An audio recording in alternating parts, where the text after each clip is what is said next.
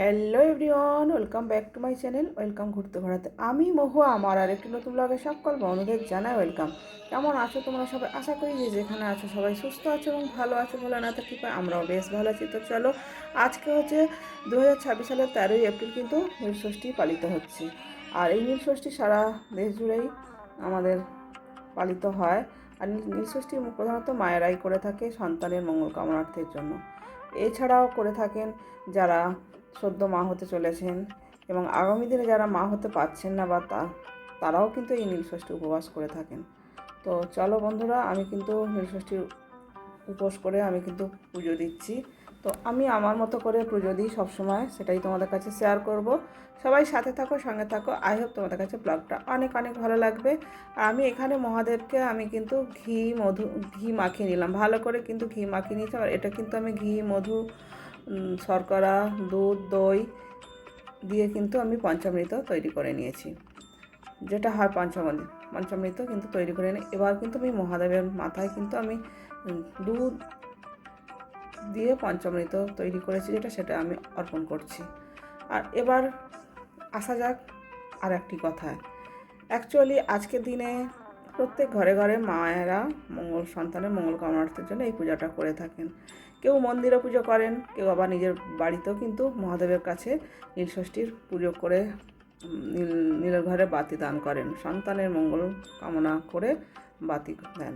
তো আমিও সেরকম আমি ঘরেই কিন্তু পুজোটা করছি।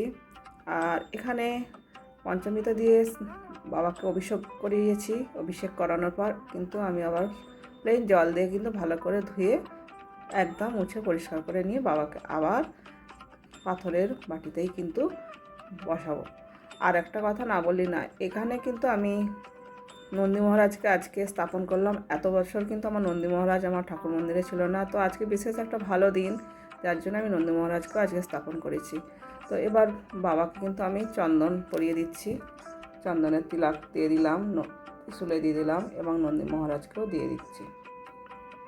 অং নমঃ শিবায় নম, অং নমঃ শিবায় নম, নমঃ শিবায়। এই মন্ত্রটাই আমাদের সহজ মনে হয়, আর আমরা এই মন্ত্র দিয়ে কিন্তু আমরা সাধারণত এই মন্ত্রটাই বেশিরভাগ পাঠ করি আমরা। তো চলো, বাবাকে একটা পৈতাও আজকে পরিয়ে দিলাম।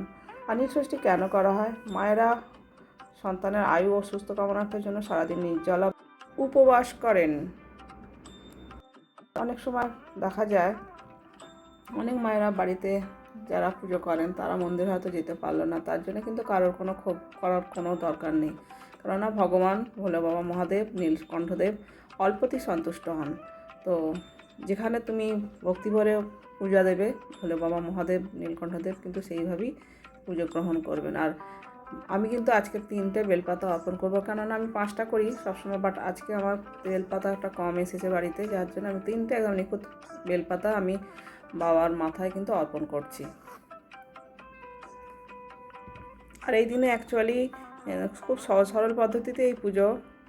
আর চৈত্র সংক্রান্তির আগের দিনে কিন্তু এই পূজা বিশেষ নিষ্ঠার সাথে পালিত হয়, যা নীলাবতী মা দুর্গা আর শিবের বিবাহ উৎসব হিসেবে কিন্তু পরিচিত। এরপরে কিন্তু আমি যা যা দেওয়া দিয়েছি, এতে কিন্তু আমার গঙ্গার জল আছে। গঙ্গার জলে কিন্তু আমি বেশ কিছুটা সিদ্ধি পাতা দিয়ে দিয়েছি। বাবা সিদ্ধি পাতা খুব ভক্ত, তো সিদ্ধি পাতা দিয়ে কিন্তু আমি বাবাকে নমঃ শিবায় নম, নমঃ শিবায় নম, নমঃ শিবায় নম বলে কিন্তু আমি জল ঢালছি। এবং সব বাবার নাগরাজক দিয়ে দিলাম এবং ত্রিশূলও দিয়ে দিলাম, দিয়ে নন্দী মহারাজকেও জল অর্পণ করলাম। এরপর দেখো, আমি কিন্তু কিছু অখণ্ড আতপ চাল বাবার মাথায় অর্পণ অবশ্যই করবে তোমরা, আমিও করি। আর আমি এমনিতেই প্রত্যেকটা সোমবারও কিন্তু বাবার মাথায় অখণ্ড আতপ চাল অর্পণ করি। তো তোমরাও করবে, অখণ্ড আতপ চাল অর্পণ করা খুব ভালো। আর এই যে দেখো, আর আমি কিন্তু আজকে অশ্বগন্ধা চন্দন দিয়েছি বাবাকে। তো তোমরা শ্বেত চন্দনও দিতে পারো। অশ্বগন্ধা চন্দন দিয়ে আমি বেলপাতা দিয়েছি, তারপর আমি নীল অপরাজিতা দিলাম, একটা দিলাম ধুত্রা ফুল দিয়ে দিলাম, বাবার মাথা অর্পণ করলাম ওই একই মন্ত্র বলে। এরপর নন্দী মহারাজকে দিলাম, বাবা ত্রিশূলকে দিলাম,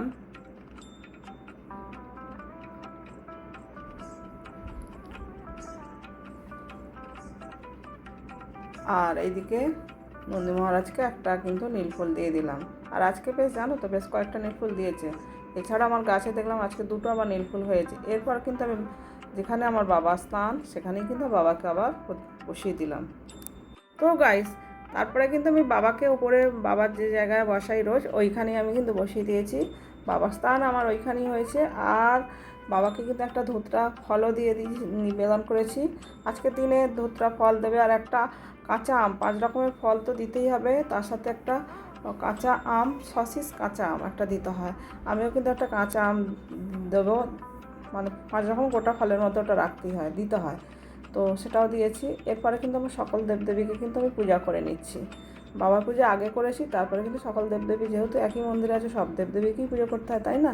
তো আমি সকল দেবদেবীকে এখানে পুজো করছি। আর আমার মন্দিরে অনেক ধরনের দেবদেবী আছে দেখছি। আগামী দিনে হয়তো আরও কিছু ঠাকুর বসানো হবে, আর কিছু ঠাকুর বসাতে হবে অ্যাকচুয়ালি। তো সব হয়ে উঠছে না।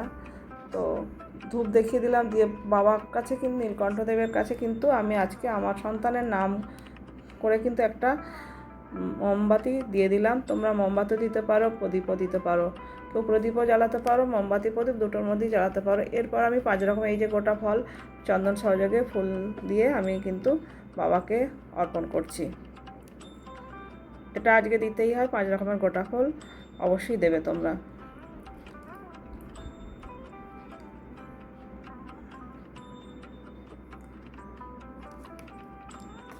আর দেখে নাও বাবার পুজো দিয়েছি, নীলকণ্ঠদেবের পুজো দেওয়া হয়ে গেল।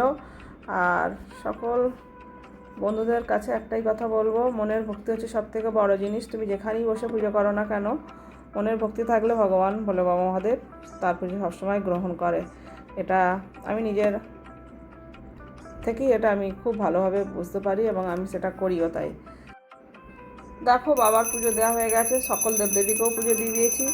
আর শঙ্খ আর ঘণ্টা বাজিয়ে কিন্তু আমি আমার পুজো এখানে শেষ করছি। এছাড়া আমি বাবাকে কিন্তু দিয়েছি একটা ধুতরা ফল তো দিয়েছি।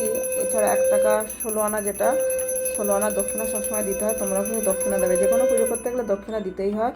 তো দেখো বাবার পুজো দেওয়া হয়ে গেছে। আর আমি কিন্তু ভোগে ফল মূল যা দেওয়ার তো দিয়েছি, ফল বাতাসা সন্দেশ এগুলো তো ছিলই, ফলও কাটা ফলও দেওয়া আছে, এছাড়া গোটা ফলও দিয়েছি। তো ব্লগটা আজ টানছি না, ব্লগটা আজকের মতো এখানে এন্ড করছি। তোমাদের কাছে কেমন লেগেছে অবশ্যই জানিও।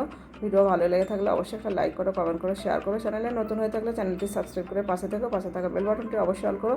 আমি যখন নতুন ভিডিও নিয়ে আসবো সবার আগে আসবে তোমাদের কাছে নোটিফিকেশান। যেখানে আছো সবাই সুস্থ থেকো, ভালো থেকো, বলে না থেকে পাই। Love you all, take care, tata. পরবর্তী দেখাচ্ছে নেক্সট ব্লগে।